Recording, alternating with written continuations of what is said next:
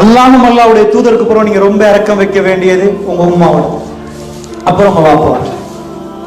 நல்லா புரிஞ்சுக்கோங்க. நிறைய பிள்ளைகளை நான் பார்த்திருக்கிறேன், திடீர்னு ஒரு நாள் வீட்டுக்கு போய் பார்த்தா சிரிச்சு பேசின உம்மா அப்படியே மௌத்தா இருப்பாங்க. உம்மா கண்ணத்தை தட்டி பார்க்கறது, உதயாசிச்சு பார்க்கறது. உம்மா இன்னொரு ஒரு வாட்டி உம்மா கொஞ்சம் கண்ணை திறந்து பேசுங்க உம்மா.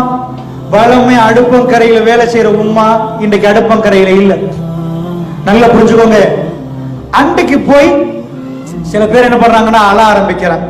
இல்லம்மா, நன்றி கடன் என்பது அதே இல்லை. உங்க உம்மா வாழ்ற டைம்ல அவங்க சிரிக்க வைங்க. எல்லா நாளும் அவங்க உதட கடிச்சிட்டு கண்ணால் அழுந்து அழுந்து அழுந்து எவ்வளவு நாள் தேம்பி தேம்பி உங்களை நினைச்சு அழுகுறாங்க. நான் வளர்த்த மகனா இப்படி, நான் வளர்த்த மகனா எனக்கு கொண்டு கொண்டு பேசுறா. அன்பான ஸ்டூடெண்ட்ஸ், நான் கண்டிருக்கிறேன், பெத்த தாய கடைசியா வெள்ள புடவையால சுத்தி தோல்ல சுமந்து போற நேரம் அந்த கண்ணீர் கண்ணத்தை நனைச்சு நிறைய ஆண்களையும் பெண்களையும் அள வச்சதை நான் பார்த்திருக்கிறேன். என்றைக்காவது ஒரு நாள் உங்களுக்கு விளங்க, நீங்க நிறைய நண்பர்களோட பழகுவீங்க. என்றைக்காவது ஒரு நாள் விளங்க உங்க தாயுடைய அன்பு என்னன்னு. எந்த ஃப்ரெண்டு வந்தாலும் ஒரே ஒரு ஜீவன் உங்களை பத்தி நிறைய நினைக்கிறாங்கண்டா உங்க உம்மா உங்க வாப்பாவும். நல்லா புரிஞ்சுக்கோங்க. என்றைக்காவது அவங்க இழந்த பிறகுதான் உங்களுக்கு விளங்கும் அவங்க எவ்வளவு எவ்வளவு. சில பேர் சொல்லுவாங்க, எங்க உம்மா இருந்தா அவங்களை உட்கார வச்சுன்னா எல்லா வேலையும் செஞ்சு கொடுப்பேன். ஆனா உம்மா இருக்க காட்டி அந்த பெருமதி தெரியாது. ஒரு ஆள் வந்து சொன்னாரு, ஜெயில இருந்து வந்த பிறகு அவர் நிறைய சல்லி உள்ளவர், அப்புறம் ஜெயிலுக்கு போயிட்டாரு தப்பு பண்ணிட்டு. அதாவது திரும்ப வந்த பிறகு கவுன்சிலிங்ல வச்சு சொன்னாரு, நிஜமா என்ன சொன்னார் தெரியுமா? என் தாயை நான் எப்ப புரிஞ்சேன் தெரியுமா? எனக்கு பணம் இருக்க போகல, என் நண்பர்கள் காலுக்கும் கைக்கு என்னோட நிறைய இருந்தாங்க, நான் அப்படி வாழ்ந்தேன். ஏதோ நான் பிழை செஞ்சு போயிட்டு வந்துட்டேன். போனா என் வைஃப் என்ன விட்டு பிரிஞ்சா, என் சொத்துகள் எல்லாம் போச்சு, நான் பரம ஏழையா மாறிட்டேன். ஆனா என் வயசாளி உம்மா தேஞ்சி தேஞ்சி என்னை பார்க்க திரும்ப வருவாங்க. நான் அப்பதான் புரிஞ்சேன், இந்த உலகத்துல பணம் இருக்கிற நேரம் பல பேர் என்ன சுத்தி இருந்தாங்க. பணம் இருந்தாலும் இல்லாவிட்டாலும் தாய்க்கு புள்ளதான். என்னை எப்பையும் திரும்பி திரும்பி ஒன்றுமே இல்லாத நேரம், முழு உலகம் என்னை விட்ட நேரம், எங்க உம்மா மட்டும் அந்த கண் கலங்கி என்னை பார்க்க வருவாங்க. நான் புரிஞ்சேன், எங்க தாய் யாருன்னு ஜெயிலுக்கு போன போற வேண்டாங்க. இந்த உலகத்துல எப்படி நாளைக்கு சூரியன் உதிக்குமோ அது எப்படி உண்மையோ, மௌத்து என்பது அப்படி உண்மை.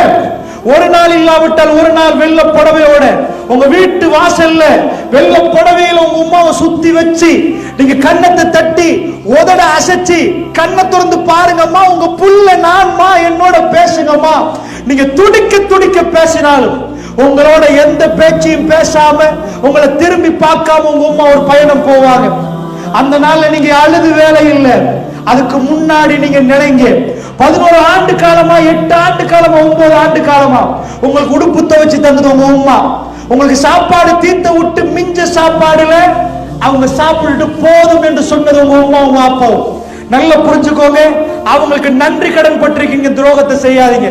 இதெல்லாம் எடுத்து படிக்கிற நீங்க இந்த படிச்சு முடிச்சு உங்க உம்மா கண்ணுல என்ன வேணும் என்று கேளுங்க. முஸ்லிம் உம்மாமார்கள்ல கொஞ்சம் மார்க்கம் இருந்தா என்ன கேட்பாங்க? எங்க உம்மா என்கிட்ட கேட்டது என்ன கேட்டாங்க? காபத்துல்லாவை பார்க்கணும். என் லட்சியம் என்ன நினைக்கிறீங்க? ஃபர்ஸ்ட் வேலை காபத்துல்லா தவாப் செய்யறதுக்காக வேண்டி அந்த பயணத்துக்காக சல்லி சேர்த்தது. அன்பானவர்களே, நல்லா புரிஞ்சுக்கோங்க, தாயுடைய ஆசையை ஒவ்வொன்றா நிறைவேற்ற பாருங்க. அவங்க போன புறம், அம்மா நீங்க இதை நினைச்சீங்களே என்னால செஞ்சு தர முடியலன்னு அழாதீங்க. நீங்க தோத்துட்டீங்க லைஃப்ல. உங்களுக்கு என்ன காட்டணும்? சின்னத்துல உங்களை எவ்வளவு தூக்கி காட்டிருக்கிறாங்களோ அதை விட பல மடங்கு காட்டணும்னு நினைங்க. நான் கண்டிருக்கிறேன், உம்ராக்கு போற நேரம் பாகிஸ்தான்ல இருந்து வருவாங்க. அவங்க பாப்பாமார்களை தூக்கிட்டு வந்திருப்பாங்க, உம்ராக்கு தோல்ல சுமந்துட்டு வந்திருப்பாங்க. ஸ்ரீலங்காவில் அந்த அளவுக்கு கூன் புழுந்தாக்கள் இல்லை.